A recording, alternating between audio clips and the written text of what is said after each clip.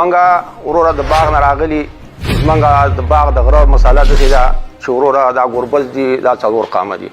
یو ملاتم دی سنخیل دی تترخیل دی دینخیل دی دیو را لګېدلي وروره د سنخیلو خپل غر شته دی ملاتم کاله خپل غر شته دی ترتر کاله خپل غر شته دی دینخیلو خپل غر شته دی دیو را لګېدلي دي زموږ په غره باندې لکه بغیر پوچه دا لیزونه کوي لګیا دي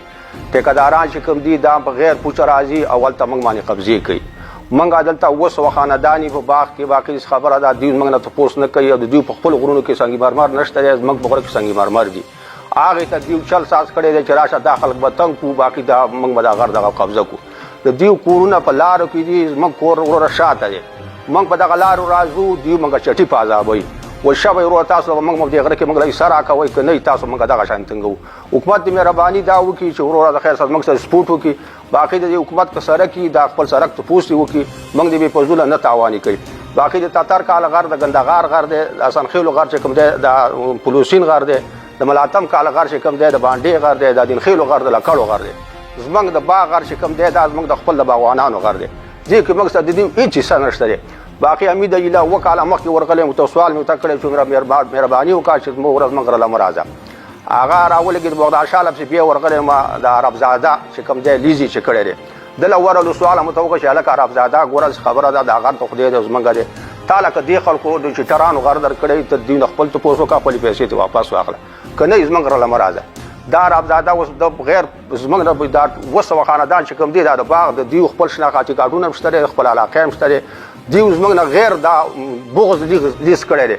حکومت دې مهرباني وکړي چې د خیر سره دا لیز دې کینسل کړي او موږ ته خپل حق میلاو شي د حکومت دې دا مهرباني وکړي دیو سپورټ دې نه کوي دا حکومت چې د دیو سپورټ کوي موږ د خدای غریبانان یو خو د قانون څلور قامت دا مو شرموي بل حکومت شرموي لکه دا مو ډېر ظلم دی کېږي دا عربزاده دی ورو د خیر سره دا شی ورته وایي دا حمید اجي دی سلیم اجي دی قاسم اجي دی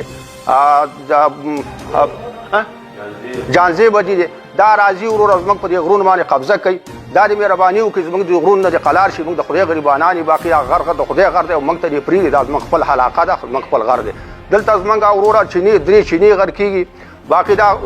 د کروڑه روپو مې ونیي باقي 200 خاندان 200 مینې مې غر کېږي باقي یو ځمکه مې چې کومه ده دا 6 کیلومتره دا نور قام کوز پروت دی موږ 6 کیلومتره مخکې غره ته پراته و ټول ځمکه ټول جایداد مې غر کېږي مهرباني د حکومت وکړي چې وروره د خیر سره زموږ سره تعاون وکړي او باقي د دې خلکو د علیزونه چې کوم دي دا کینسل شي موږ چې دې ځای راغلي مطلب د دې ځای کې ناست دي موږ د دې ناستې قابل نه یو خو موږ د غریبۍ دې ځای ته رارسولي موږ یو عاجزي راوړې ده یو غریبي م راوړې ده او بغداد شاه او یا بل کم ټیکهدار یا بل کم ټیکهدار چې دې ځای نه راځي د زما کاسه کونډۍ نشته دی کاسه کونډۍ زما رضا قصه ده مطلب دا کم چې راځي او زموږ په پرېږدي دا راځي او دا په میډیا باندې وایي چې مطلب دا د څلورو قومو غر دی دې کې د بل سړي حق نشته حق زما دی زما نه دې لاول تپوس وکړی شي پس د هغې نه دې راځي دا دې بیا لیزونه کوي او د دې باوجود مطلب دا دی که چېرته زما د خپل قوم زما د خپل عزیزان راځي او زما په نغرو باندې پرېږدي نو زه بیا ځان هم چیک کولی شم هغه هم چیک کولی شم حاجي صاحب دلې ټولې دا خبرې وکړلې هم په دې جوړ دي صاحب او بغیر د دې نه بل شانه نه ده د دیو اسمان هم صاحب دلته نشته دی موږ د 55 نه لاملک د خدای دی او بیا تصرف یې زموږ دی او موږ یې په غرونو کې مې او موږ یې ټول تصرف دلته دغه جایداد کې ته پراته زموږ جایداد هم غر کېږي زموږ بوټي هم غر کېږي زموږ چینې هم غر کېږي زموږ ټول تنزل غر کېږي دا حکومت دې مهرباني وکړي چې زموږ غور دی وکړي موږ غریبانان یې کونډه رنډه خلک یې موږ سره زیاتې او ظلم کېږي یو غرض ما دی که د ده چې دا رالګې دغه کوي دا لیش پې کوي اوري دومره اندازه خو دې واخلي بار نه خو دې تپوس وکړي ظالمه د بل چا سره دا خبرې وکړه نو زما باغ له څه له راځي زما غره له ولې راځي حق مې خپل دی که دا حق زما نه وي نور یو مسلمان دی د بل د نور قومونو خلک دې راولي ورته ودرېدلی د حکومت په خپل هغه ځای ته وګوري چې دا ملک د چا دی اورې